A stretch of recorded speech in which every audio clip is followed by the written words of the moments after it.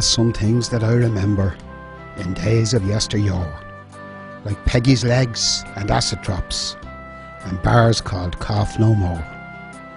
There was Jacob's broken biscuits, only twopence for a bag, and a woodbine for a halfpenny if you were gumming for a drag.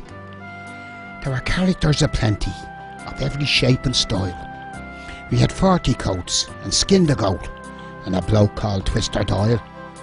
But the best of all was Bang Bang, who made a noisy fuss, shooting everyone with his backdoor key from the platform of a bus.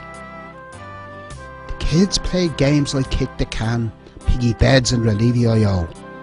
With a rope tied around the lamppost, they would swing both to and fro. We rolled marbles down the gully and caught jackstones on our hand, and at Dollymount on sunny days we built castles in the sand. We had hoolies on a Sunday when relations came to call, carrying brown bags from the boozer. Sure, we'd have a bleeding ball.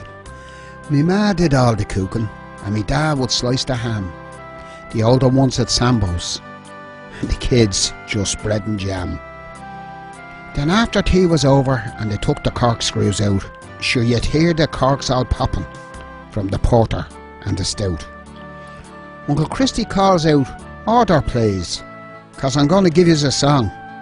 He'd sing "Out to be in Doonaree," and he'd have the words all wrong. By the time it got to 10 o'clock, nearly everyone was flutered, and he Molly is wailing Danny Boy like a tomcat that was neutered. Now it's nearly time to head for home. The last bus is at 10:30, but next Sunday in Auntie Molly's house we'll do it all again.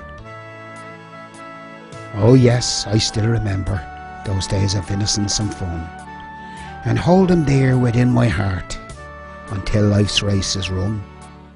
Though yesterdays are over and tomorrow no one sees, I still hark back to the good old crack and my Dublin memories.